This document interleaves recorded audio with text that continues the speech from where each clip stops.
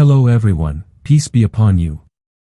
Before we begin, don't forget to hit the like button and subscribe, and stay with me until the end of the story. Also, leave a comment telling me which city and country you're watching from. I'd love to see how far my story has reached. For those of you who have already subscribed, I sincerely wish you good health, ease in all your affairs, abundant blessings, and may all your hopes and dreams come true. Amen. Now, let's begin the story. The armory basement at Fort Ridgewell hummed with fluorescent lights and the steady tick of a wall clock that never missed a beat. Dana Caldwell worked alone at a steel bench, sleeves rolled, hair tied back, tools laid out in a straight line like a checklist she'd memorized years ago. She preferred machines to chatter. Parts told the truth when people wouldn't. Bolt carrier, firing pin, extractor, no drama, only function. Boot steps came before the voice. Caldwell. Sergeant Blake Murdoch dropped a long black case onto her bench hard enough to make the tools jump. Barrett M82 for tomorrow's dog and pony show. Firing mechanisms jammed. Demo team wants it perfect at 0600. He leaned in like he wanted a reaction. He didn't get one. Put it there, Dana said. I'll clear it next. Murdoch smirked, tapping the case. 50 cal, sweetheart. Kicks harder than these little toys. He waited for a flinch. Dana met his eyes, flat and steady, then reached for the latches. The smirk faded. Master Sergeant Glenn Atwood paused in the doorway, reading the room the way old NCOs do. Murdoch, range control needs you. Now. The sergeant grunted and left. Atwood's eyes went to Dana. You good? I'm good. She opened the case. The Barrett sat in foam like a sleeping animal. Heavy, long, built for distances that turned faces into shapes. She lifted it with ease that did not fit her file, set it down, cleared the chamber, and started the teardown without a manual. Pins, springs, the big bolt. Movement smooth, unhurried. The problem showed itself fast, carbon packed in the firing pin channel, sticky and dark. But there was something else. Dana held the bolt to the light. Fine red dust clung in seams you wouldn't see unless you knew where to look. Not Nevada dust. Not from any range on the base. She'd seen that color overseas. A hum tightened in her ears. She pushed it away and kept working. Upstairs, the base was on a higher tempo than usual. Tomorrow the Secretary of Defense would stand on the bleachers while cameras rolled and generals smiled. That meant Level 1 protocols. More patrols, more badges, more eyes. It also meant more people walking where they had no reason to be. General Harold Vickers reviewed a clipboard he didn't need because he already knew every line on it. He was a legend to some, a rumor to others. He preferred results to stories. Where's my Barrett? He asked a major outside the ops office. Armory. Caldwell has it, Major Nolan Farrow said. She's the best wrench we've got. Make sure she has what she needs, Vickers said, and moved on. Back at the bench, Dana popped the clasps on her personal kit. A small silver disc slipped free and rang against the steel, a hard, bright sound in the quiet room. The number was cut clean into the face, 347. A crosshair mark no one on base should recognize. Dana covered it with her hand and slid it back into the kit, pulse steady by force, not by nature. In the reflection on the cabinet glass, a figure paused across the room. Murdoch again, watching from the shadows like he'd forgotten something. Or like he'd seen something he could use. Dana kept her eyes on the rifle and said nothing. He moved on. She cleaned the channel, reamed it smooth, checked tolerances by feel, then rebuilt the stack, pin, spring, cam, bolt. The big rifle came back together heavier than it looked and more honest than most people. Function check, clean. Trigger break, cleaner than factory. She noted every step in the log, handwriting neat, no flare. On a wall-mounted TV in the break room, a news anchor talked over a grainy airport photo of a man with a forgettable face. The caption crawled, "International assassin suspected on U.S. soil." Dana stood in the doorway, coffee cooling in her hand, eyes fixed. The name wasn't on the screen, but the pattern was there. Cold. Precise. Patient. She felt the old tension settle between shoulder blades, a warning she had never once ignored and stayed alive. "Caldwell," Atwood said behind her. "Don't spill on my deck." She set the cup down. "Yes, Top." In the afternoon, Vickers walked into the basement like he owned the air. He stopped at Dana's bench, ran a finger along the action, checked the bolt with the casual competence of a man who had done more than read about rifles. "Smooth," he said. "Smoother than spec." "It'll run," Dana said. His gaze lingered on her hands. "Your file says logistics at Fort Ashbury before this. Logistics doesn't teach you to tune a trigger like that." "My father's shop did," she said. "I grew up with tools." "Montana makes fine shooters," he said, almost to himself. Then he reached into his pocket and showed her a small silver disc that caught the light the same way hers had. "Ever seen this?" Dana didn't blink. "No, sir." Vickers tucked it away. "Tomorrow at 9. That rifle needs to sing." When he left, the room felt smaller. Dana secured the Barrett, wiped the bench, and stood still for a long breath. Fort Ridgewell thrummed above her like a machine winding up before the show. She knew the rhythms of machines. She also knew when something inside them was grinding toward failure. Night came in clean desert layers. The armory lights buzzed, then steadied. Far off, a convoy rumbled like distant weather. Dana locked the case, logged the time, and finally let herself look at her reflection in the black steel. For years she had kept a promise to herself: no more shots. No more names. No more numbers. Tomorrow, something was going to break that promise. She could feel it in the quiet. She could hear it in the clock when the alarm shattered the desert silence. The klaxon rolled through concrete like a low earthquake, red strobes washing the armory in pulses that turned corners into traps. Dana grabbed the Barrett case with one hand, her unauthorized M9 with the other, and moved. Atwood's voice cracked over the intercom: "Security breach, Sector 7, not a drill," and the hallway filled with the thud of boots and the metal snap of rifles coming off safe. In the corridor, a shadow peeled from a doorway. Dana dropped a shoulder, saw the glint of a suppressor, and fired twice. The first round hammered armor. The second found the gap at the neck. The body folded without ceremony.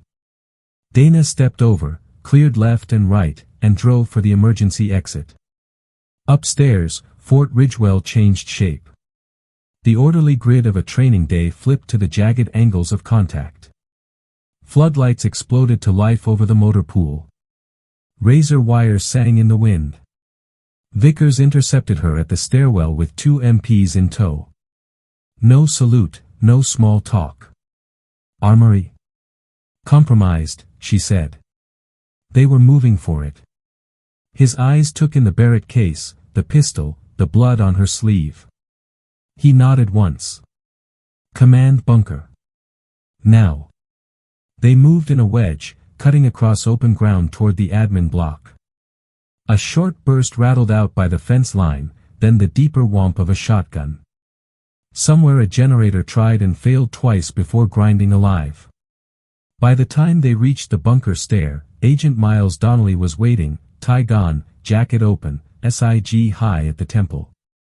He looked like a man who had run through 3 locked doors and a bad conclusion. "It's not random," Donnelly said, stepping into their pace.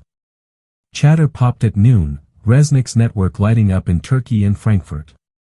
"Same signature munitions we've pulled from 3 murders this year. This is coordinated." "Resnick is here?" Vickers asked. "Or close enough to touch," Donnelly said. His eyes cut to Dana. "You're Caldwell." "Yeah. He held her stare a fraction too long, like he was measuring a noise only he could hear. Tomorrow's demonstration is the stage. He'll use the movement to get at the principal or at you. Maybe both. They hit the blast door. Inside, the bunker hummed inside its own storm, phones barking, screens spitting maps, staff glued to their lanes. Pharaoh slid in from a side corridor with a calm that didn't match the room. Perimeter contained, he reported. We've neutralized 2 intruders. Likely contractors. No IDs. Likely, Donnelly said flatly. Resnick never carries ID. He carries contingencies. Vickers turned to Dana. That Barrett ready? It's clean. Better than spec. Then you're shooting tomorrow. The words landed like a round on steel. Dana felt them travel through her bones and stop in her hands. I'm a tech. Tonight you were not, Vickers said. Our designated shooter is down. Found dead 30 minutes ago. Single shot, clean. No breach alarms near the barracks. Inside job or someone with access. Either way, we don't cancel. We control the stage. Donnelly set a folder on the table and flipped 2 photos, ballistic striations, a copper tungsten core, rifling marks like fingerprints. Same ammo Resnick uses when he wants the message read by professionals. He's hunting someone trained. The bait is the demo. The prize is Project Artemis access via the secretary's credentials. Pharaoh's jaw worked. That list is offline. It's never just offline, Donnelly said. It lives in people. You kill 2, you corner the 3rd, you build pressure. Then you pull. The room cooled a degree. Vickers looked at Dana again, but this time he wasn't looking at a technician. He was looking through the file that said Montana, Ashbury, Logistics, and seeing something the file refused to print. You'll have counter-sniper coverage, he said. 4 teams. Your job is to sing on cue and see what they don't. Dana shut the Barrett case so the latches clicked like decisions. I'll need weather for the last 7 days, wind roses by hour, elevation and lines of sight for every roof within 2 clicks, plus access to range control for zeroing before dawn. Pharaoh, Vickers said. I'll get it, Pharaoh answered. His eyes didn't quite meet hers. Donnelly leaned in, voice low. Resnick studies his prey. He knows you're precise. Give him something to underestimate. Dana nodded once. She could feel the old discipline sliding into place, boring a tunnel through noise until only the task remained. Later, she would count the costs. Now, she counted variables. They moved again. In range control, Dana laid the Barrett on the bench like a vow and stripped it one more time, searching for anything her hands had missed. Under a microscope lamp, a dot in the metal winked almost too small to be real. She teased it free and held it to the light. Not debris. A microdot. Code printed the way ghosts write when radios lie. Artemis compromised. Jackal seeks list. Trust no one. She didn't speak for a full breath. Then she set the bolt down and looked at Vickers and Donnelly. He's not here for a headline, she said. He's here for names. And for you, Donnelly added, no drama in it. Just math. At 0900, you will be the brightest thing on this base. Dana racked the bolt, felt the smoothness she had cut into it, and let the weight of the rifle settle in her hands. For 12 years she had kept her promise. The clock had kept time. The desert had kept its horizon. But the show was built. The seats were reserved. And somewhere beyond the wire, a patient man with an ordinary face was already counting down the same seconds she was, waiting for the one that would turn both of their histories into a single, ringing shot. That shot was the pivot they were both building toward, and Dana trained her morning around making him misjudge when it would come. Before sunrise she was on the range with the Barrett, desert air cold and clean, the kind of air that makes sound carry and mistakes louder. Atwood handed her the wind logs and barometric pulls for the last week without commentary. She studied them like a grocery list, then started the slow work, confirm 0 at 200, push to 800, then past 1,000. Every press of the trigger was clean, every follow-through automatic. The rifle settled into her shoulder like it had been waiting there the entire time she'd been playing technician. Donnelly watched from the tower, headset on, coffee going cold. He wasn't watching the targets. He was watching the watchers, maintenance trucks pausing too long, a contractor van doing an extra loop, a camera that pointed a few degrees off normal.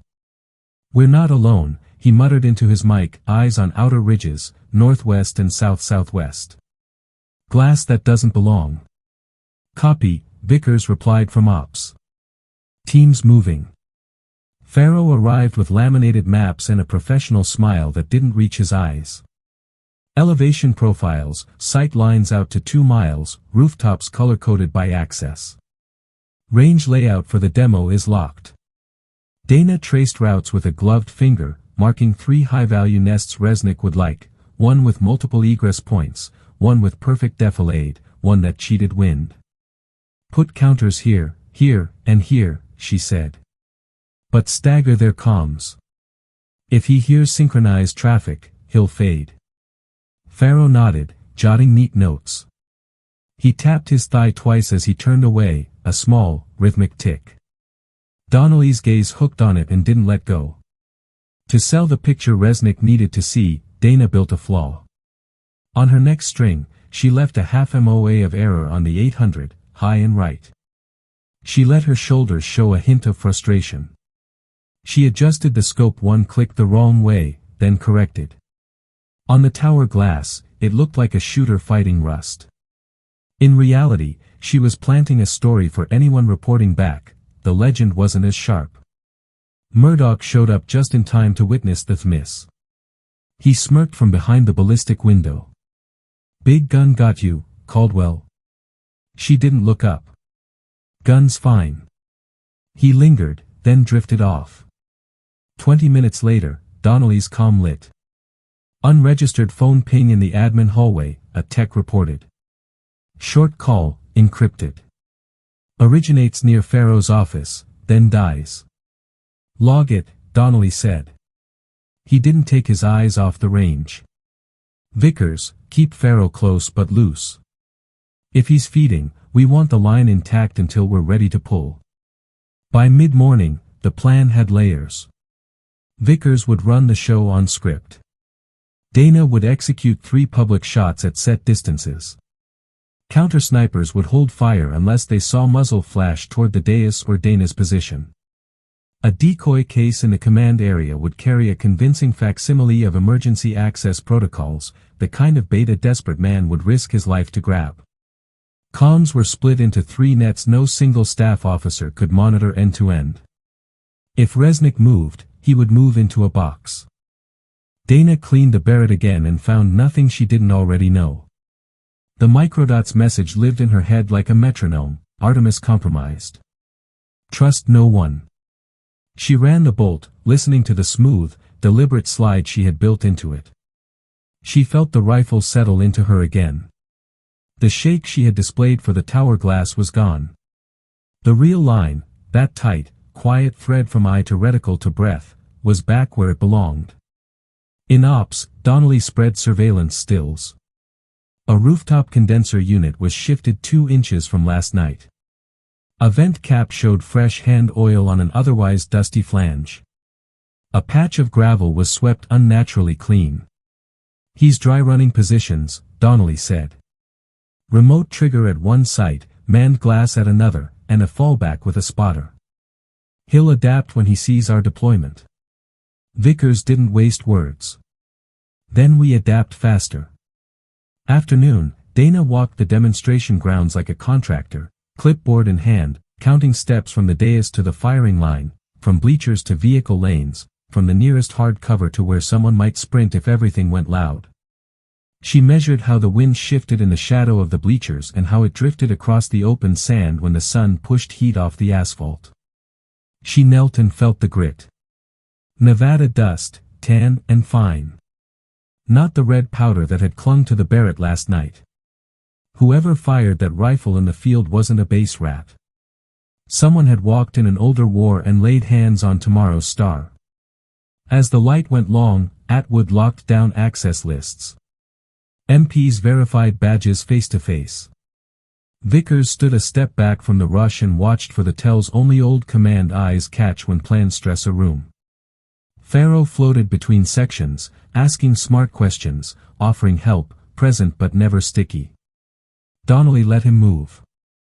A listening line is only useful if it hears. At last light, Dana fired one more string, this time at 1,500. The round broke and carried and struck with a sound that even wind can't lie about. She let herself exhale fully for the first time in hours. On the tower, a camera blinked once, a tiny flash in the northwest that most would miss. Donnelly didn't. "There you are," he said softly. Dana cased the Barrett, clicked the latches, and set her hands on the lid. Tomorrow the stage would fill, and the noise would rise, and the ordinary face out there would try to write the ending for both of them. She wasn't giving him the pen. But at 0900 the bass tried to hand it to him. The bleachers were full of brass and cameras. Flags snapped in a nervous wind. Vickers stood behind the dais, jaw set. Donnelly moved like a shadow along the service aisle, eyes up. Dana rolled the Barrett onto the firing table and felt the stock find her shoulder. The noise of the crowd blurred into a low ocean. When she breathed, it cleared. The script called for 3 shots. 2 at marked steel inside the range, 1 at a distant plate that would make the media gasp. She dialed for the first target, broke the round, and let the hard, clean crack ride the bleachers. Steel rang. Applause. She worked the bolt as if she had never stopped. Second shot. She let the reticle settle a heartbeat longer than the cameras expected, then took it. Another ring. More applause. She felt the wind peel across the field from right to left and tasted a small rise in heat. Northwest ridgeline lifted a glint the naked eye would miss. Donnelly's voice brushed her ear, northwest camera blink. Remote possible. Copy, Dana said, almost without sound. She dialed the third shot, the long one, but held back a degree. In her periphery, Farrow stepped behind the dais toward a locked console that should not have been his lane. His hand moved to a key he should not have. Dana's finger floated on the trigger. Vickers caught the motion and turned, but too late to stop a swipe of a badge. The shot broke, hers. The distant plate jumped. The bleachers roared. At the same fraction of a second, a bullet hissed past the secretary's shoulder and shattered a camera housing 2 seats over. The crowd froze, then fell into panic. MPs threw bodies over the dais. Vickers drove the principal down. Dana had already moved. Remote on the ridge, she said into the mic, counter teams, light it. 2 suppressed reports answered. A small plume lifted from the condenser unit that had been shifted 2 inches. A black rectangle tumbled and died. The remote rifle wheezed and went silent. But the stage was still live. Donnelly shouted, "Command corridor. Now." He sprinted beneath the bleachers. Dana grabbed the Barrett case, snapped it shut, and ran. The path to the bunker reeked of burned dust and panic. Radios bled half-sentences. A door alarm shrieked and then choked off. They hit the corridor at speed and found Murdoch on the deck, breathing, hands zip-tied behind him. Blood at the temple. Not enough to be fatal. A second door stood open to a room that should have stayed locked until the world ended. Farrow was inside with a pistol and a slim metal case in his hand. He froze when he saw the barrel aimed center mass. Not Dana's. Resnick's. The assassin looked unremarkable in a windbreaker and plain ball cap. His eyes were bright and calm. "Major," Resnick said, as if greeting a late dinner guest. "Time." Farrow lifted the case. "As agreed." "That," Donnelly said, SIG level, is government property. Resnick didn't smile. He simply shifted half a step so the pistol in his other hand painted a straight line to Pharaoh's spine. Major, he repeated, soft. Pharaoh's mouth trembled. He pushed the case toward Resnick. Dana saw the angle and the fear and the way the man's shoes pointed to the wrong exit. A liar's feet. She moved first. The Barrett case smashed the pistol from Pharaoh's hand. Donnelly took the opening, 2 fast steps and a shoulder strike. Pharaoh hit the rack and slid. Resnick shot anyway. The round tore a red notch into the rack where Dana's head had been 1/2 breath before. She was already rolling. The case popped.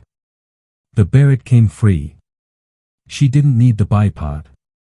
She needed a straight line. He pivoted for a second shot.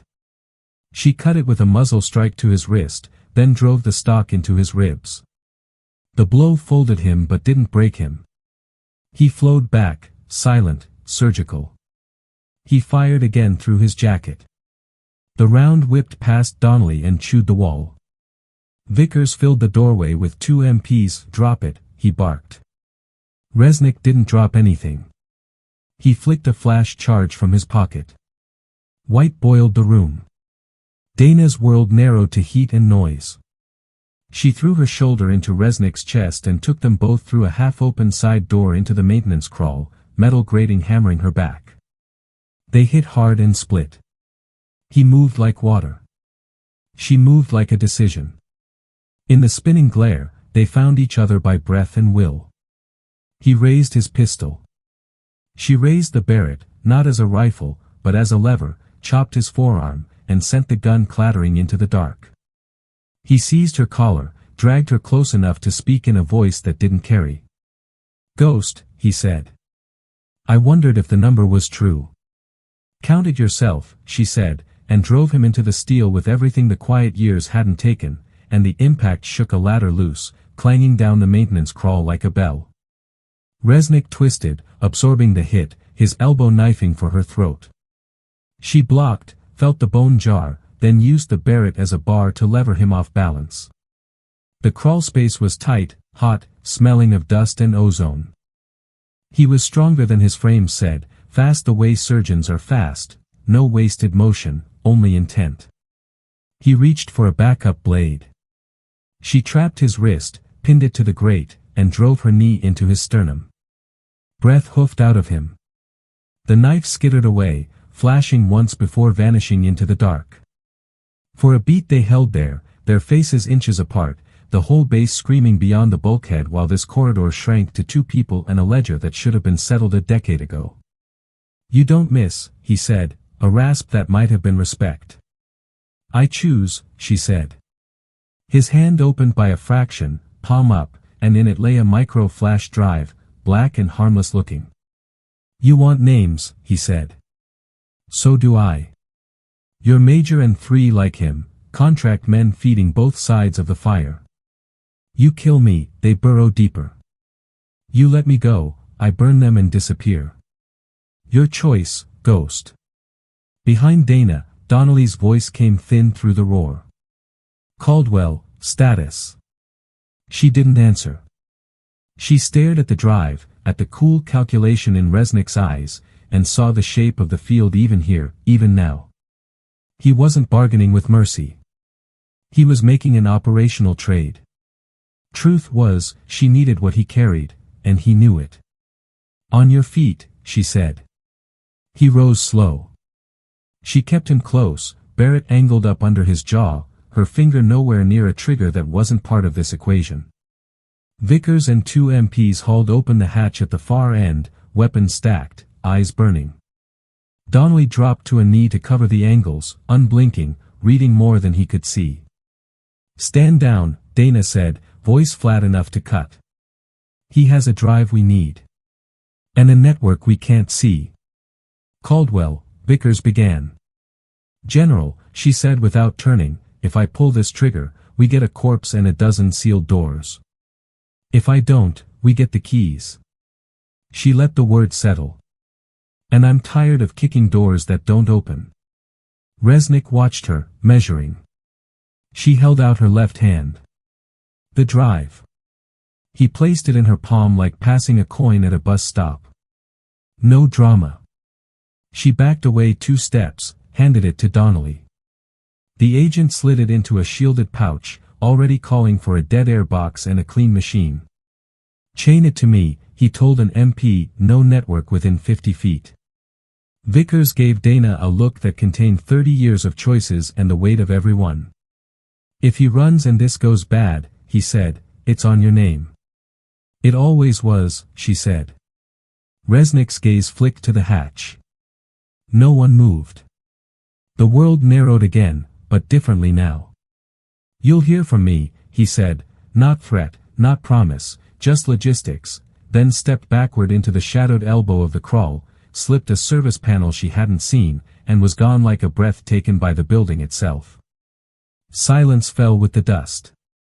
Atwood arrived in the outer corridor with medics. Murdoch, concussed and furious, barked useless questions. Farrow lay cuffed against the rack, eyes dilated, lips split, the professional polish finally scuffed off. Dana looked at him and saw not a mastermind but a middleman who told himself the story that every leak tells itself, that the line between survival and treason is something you can negotiate. Donnelly worked like a man defusing a memory. In a clean room upstairs, he and a forensic tech built a bridge to the drive without touching anything they weren't willing to burn. The screen populated with names, shell companies, burner accounts, internal access logs, the quiet handwriting of a network that had been whispering through hallways for years. Artemis nodes. Procurement moles. A private contractor in Arlington who billed the government for consultation, while selling timelines to anyone with coin and cause. Vickers stood behind them, arms crossed, saying nothing until it mattered. We closed them all, he said. Quietly. No press, no credit. We cut the rot and move on. And Resnick? Atwood asked from the doorway. Donnelly kept his eyes on the flow of data. He'll cash out. He'll vanish. But he knows we kept a deal, and he knows we have his map. The next time he steps in our light will be because he chooses to. Or because he slips. Vickers turned to Dana. You gave him an exit. I gave us leverage, she said. He nodded once. There's a difference. You understood it. By nightfall, the base had reset to the lie of normal, sirens silent, bleachers empty, flags limp. The demo would be filed as a controlled disruption with minimal impact. The secretary flew out under a different call sign. Farrow was processed on a charge sheet that would never be read in a courtroom anyone could find on a map. Murdoch sat in medical with a headache and a story that put him closer to the action than he'd been.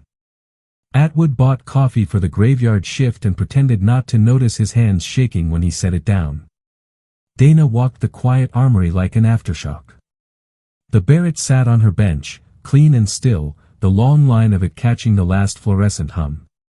She could feel the old promise in her chest like a scar that had learned to be skin. She placed her palm on the stock and left it there until her pulse slowed. Donnelly found her there. He didn't smile. He rarely did. You did something today most trained people never do, he said. You took the shot and then you didn't. I don't need the number, she said. No, he agreed. But they do. He tilted his head toward the ceiling, toward the country that never sees the rooms like this. And they'll never know it. That's fine, she said. He looked around the armory, at the neatness she kept like a creed. We'll move you, he said. When this settles. New post, new title. I can't protect you from what a legend draws, but I can give you a place to aim it. She thought of Fort Ashbury and the shop she'd pretended to come from. She thought of the microdots warning and the cold, ordinary face that had walked away because she let him. I don't want a pedestal, she said. I want a range. You'll have one, he said. Virginia. Quiet. Good trees. She nodded. Then I'll teach. What? Not just how to shoot, she said. When not to. Donnelly considered that, then gave the smallest of nods like signing a document only he could see. I'll make the call. When he left, Dana locked the Barrett in its case and shut the latches one by one, each click a period at the end of a sentence she had been writing since the first time her father set a rifle on a bench and said, "This is a tool. Use it like one." She switched off the bench lamp. The armory fell into a softer dark. Outside, the desert took back its silence. Inside, the clock started keeping time again. Tomorrow would come. It always did. And for the first time in years, she knew which part of it she wanted to live in, and that part was quiet enough to think. 6 months later, the range at Fort Chapel breathed like a forest, cold mornings, resin on the air, wind that came honest through the pines. Dana Caldwell stood behind a line of new shooters, hands in her pockets, letting the silence teach before she did. Targets waited at staggered distances, white plates in green, simple geometry asking for patience. Safety's not a rule, she told them. It's posture. You wear it. She didn't raise her voice. She didn't need to. The class leaned in the way people do when a room decides someone has something they should carry out with them. Agent Miles Donnelly had kept his word. Her orders had arrived quiet, her title changed by 2 lines of type that said instructor and not much else. The Barrett came with her in a case that stayed closed more days than not. General Vickers sent a note in handwriting as sharp as the man, "Good trees make good shooters." Atwood called once from Ridgewell to say the motor pool finally stopped rattling at night. Murdoch didn't call. Farrow never would. By noon the class understood the rhythm: breath, glass, reticle, press, follow through. The small corrections built a language between them: hold 2 clicks for the gust riding the tree lean, take the shot in the lull, accept the miss that teaches something the hit won't. She watched one private rush, yank the trigger, then flinch at the result. She waited him out. "Reset," she said. He did. The next round rang steel like a bell that meant church for people who needed measurable truth. Between evolutions, she walked the berm path alone. The quiet here had a different weight than Nevada. It didn't ask you to pretend you were not in a war, it asked you to decide what part of you came home. She touched a small brass plaque on the range house with her fingers, a habit that had become a ritual. Luther Granger, it read. Teach what you can live with. She'd commissioned it with her first month's pay and said nothing to anyone about why. Donnelly's sedan hissed over gravel near mid-afternoon. He didn't bother the classroom. He found her at the far bench, where she kept a tool roll that didn't look like much. He took off his sunglasses and stood like a man who knew how to wait. "You look like you sleep," he said. "Most nights," she said. He set a folder on the bench. "No seals, no stamps. We closed the last Arlington node," he said. The contractor ran. We ran faster. Resnick's map held up. He burned 2 of his own to keep his margin. He sent a message I won't dignify by quoting. Translation, she said, "We're even for now. As even as 2 lines that never really meet," he said. "Vickers is retiring next quarter. He asked me to tell you he still carries that coin." Donnelly watched her face for a flicker and got none. "How are the students?" "Green. Honest." She considered. "They want the number. I give them the question instead." "What question?" "When to walk it back," she said. "When to let the shot pass." He nodded, the way men nod when a philosophy and an operation share a spine. "I brought something you didn't ask for." He slid a small box across the bench. Inside, on blue felt, lay a medal that did not exist in any public inventory and a ribbon the color of work. She closed the lid gently. "I'll keep the box," she said. "It's good for storing screws." He smiled with his eyes, which for him was loud. "A team from Quantico wants you 2 days a month. Teach them the part you can say out loud. Keep the rest here." He looked around at the trees. "This place suits you." "It suits the work," she said. When he left, the light had shifted to the angle that makes edges honest. Dana called the class back for the last drill. "One plate, far," she said. 2 minutes to study the wind. 1 shot each. If you hit, you explain why. If you miss, you explain why louder. They did. Some hits, some misses. All useful. She took the last position not because they needed to see her do it, but because she needed to feel the line again in the clean way, the way that belonged here. The rifle wasn't the Barrett and the range wasn't a battlefield, and that was the point. She breathed, found the plate through a shimmer of heat, held for a wind that had learned a new trick in the last hour, and pressed. Steel answered from a long second away. She didn't smile. She let the sound sit. Walking the line, she stopped beside a kid too young for the tired in his eyes. "You know what you did wrong?" she asked.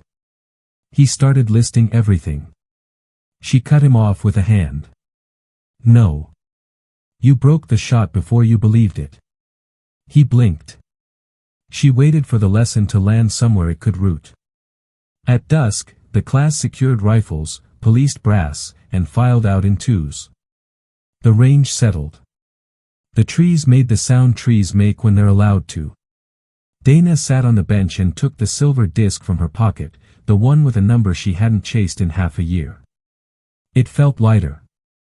Maybe it was her hand that had changed. She set it on the table and traced the crosshair cut into its face. A shape stepped from the tree lean. Not close. Not threatening. A man in a field jacket that could be any man's. He lifted a hand once, a small, ordinary gesture, then disappeared back down the trail toward the road where no car waited. She didn't stand. She didn't chase. She read the gesture for what it was, a receipt, a boundary, a line drawn so both sides could keep breathing. Night pulled up soft. She locked the house, checked the racks, and wrote the next day's plan on the whiteboard: wind, patience, ethics in practice. She turned off the lights. In the window glass, she caught her reflection with the trees behind it and didn't look away. Tomorrow would come. It always did. She knew which part she'd live in, and now she knew how to bring people with her, one measured breath at a time.